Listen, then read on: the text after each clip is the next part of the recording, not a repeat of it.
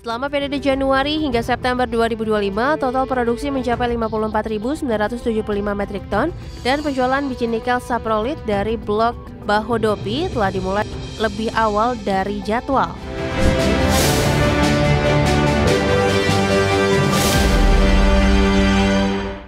PT Vale Indonesia Tbk mencatat kinerja operasional dan keuangan yang solid hingga kuartal ketiga tahun 2025. Peningkatan produksi nikel dan efisiensi biaya menjadi penopang utama pertumbuhan laba perseroan. PT Vale Indonesia Tbk, emiten berkode saham Inco, melaporkan kemajuan operasional yang kuat selama kuartal 3 2025. Peningkatan produksi nikel dan beroperasinya lokasi tambang Bahodopi menjadi faktor pendorong utama dalam pencapaian ini. Produksi nikel dalam MET PT Vale Indonesia mencapai 19.391 metrik ton pada kuartal ketiga atau naik 4% dibandingkan kuartal sebelumnya.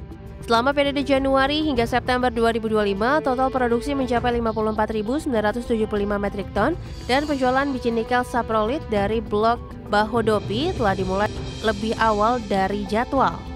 Dari sisi keuangan, PT Vale Indonesia membukukan pendapatan sebesar 278,6 juta dolar Amerika Serikat pada kuartal ketiga atau naik 27% dari kuartal sebelumnya.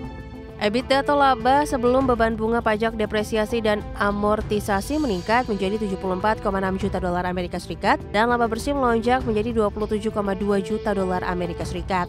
Direktur Keuangan PT Vale Indonesia Rizky Putra menjelaskan peningkatan profitabilitas dipengaruhi oleh produksi yang lebih tinggi, nilai jual yang stabil, dan pengendalian biaya yang disiplin.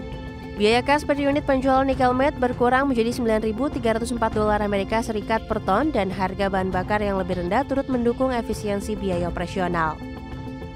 Hingga akhir September 2025, PT Vale Indonesia memiliki kas dan setara kas sebesar 496,3 juta dolar Amerika Serikat.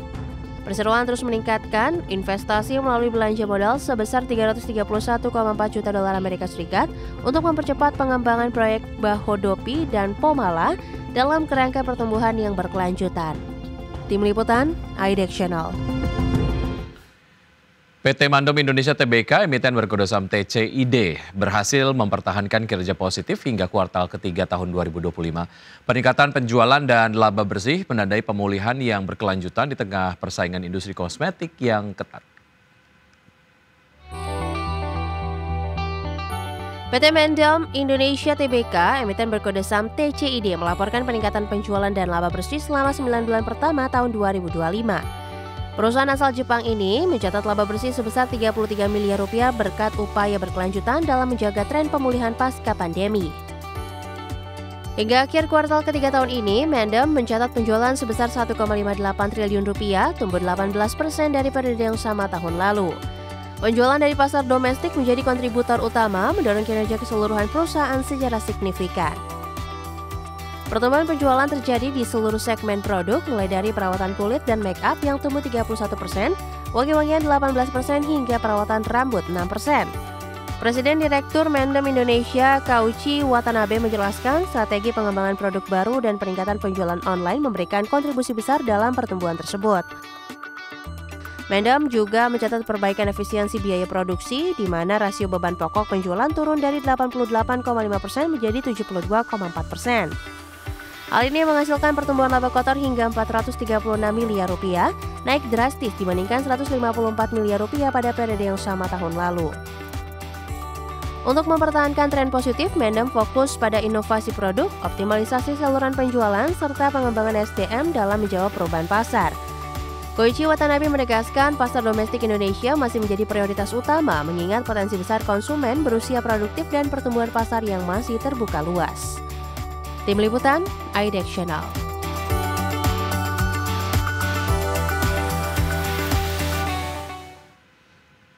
Ya, PT Indomobil Sukses Internasional Tbk, emiten berkode saham IMAS, berhasil mencatat kenaikan laba bersih lebih dari 3 kali lipat hingga kuartal ketiga tahun ini. Kinerja positif ini didorong oleh pertumbuhan penjualan dari segmentasi otomotif dan jasa keuangan. PT Indomobil Sukses Internasional Tbk, emiten berkode saham IMAS, mencatatkan laba bersih sebesar 257,59 miliar rupiah pada kuartal ketiga 2025. Angka ini melonjak hingga 216% secara tahunan dibandingkan periode yang sama tahun sebelumnya. Perseroan juga melaporkan peningkatan pendapatan neto sebesar 4,6% menjadi 22,7 triliun rupiah. Dari jumlah tersebut, segmentasi usaha otomotif menyumbang pendapatan sebesar yaitu 18,13 triliun rupiah. Dalam bisnis otomotif, Indomobil mencatat penjualan dari mobil truk dan alat berat di Pulau Jawa mencapai 9,97 triliun rupiah. Dengan merek Ayan menjadi penyumbang terbesar sebesar 3,26 triliun. Untuk penjualan di luar Pulau Jawa, nilainya mencapai 2,91 triliun rupiah. Merek Volvo Truck dan Bus menjadi kontributor utama dengan penjualan mencapai 1 triliun rupiah. Sementara itu, beban pokok penjualan turut meningkat menjadi 18,08 triliun rupiah. Dari laporan neraca, total aset Indomobil mencapai 72,11 triliun rupiah dengan liabilitas 56,43 triliun rupiah. Namun kas dan setara kas perseroan turun 60% secara tahunan menjadi 2,22 triliun rupiah pada kuartal 3 tahun ini. Berbagai sumber, IDEX Channel. Ya, bisa saatnya kita simak data penutupan IHSG di perdagangan sesi 1 di hari ini.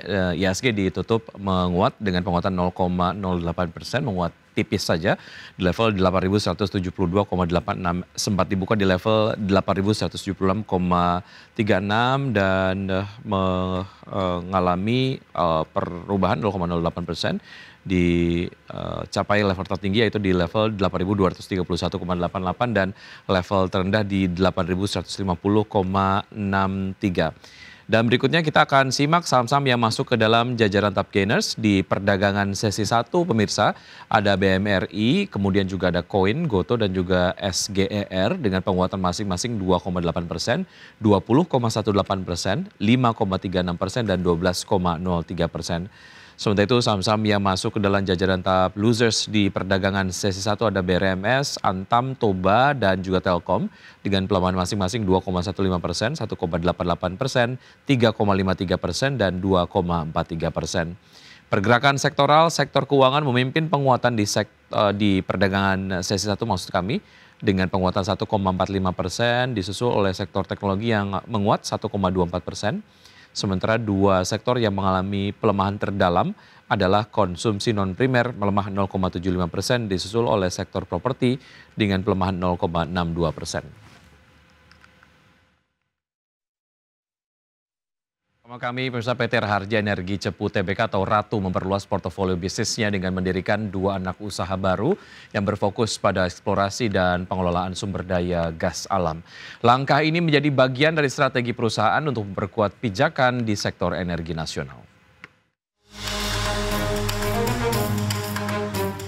PT Raharja Energi Cepu Tbk atau Ratu memperluas portofolio bisnisnya dengan mendirikan 2 anak usaha baru yang berfokus pada eksplorasi dan pengelolaan sumber daya gas alam.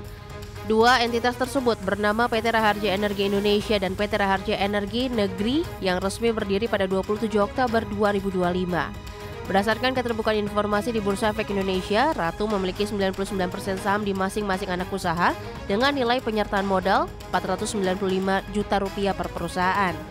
Manajemen menegaskan pendirian 2 entitas baru ini belum memberikan dampak signifikan terhadap kondisi keuangan perseroan saat ini. Korporat Sekretari Ratu, Adrian Hartadi, menjelaskan bahwa pembentukan anak usaha ini merupakan langkah strategis untuk memperkuat posisi Ratu dalam industri gas alam. Kedua perusahaan akan menjadi fondasi ekspansi bisnis Ratu di sektor eksplorasi, produksi, serta pengolahan energi yang berkelanjutan. Menurutnya, strategi ini juga selaras dengan fokus pemerintah terhadap peningkatan kemandirian energi nasional. Selain itu, Ratu kini tengah melakukan due diligence terhadap 2 blok migas potensial yang berada di Pulau Jawa dan kawasan Indonesia Timur.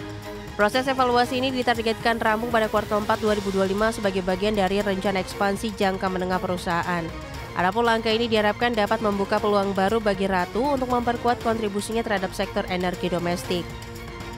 Berbagai sumber, IDEX Channel.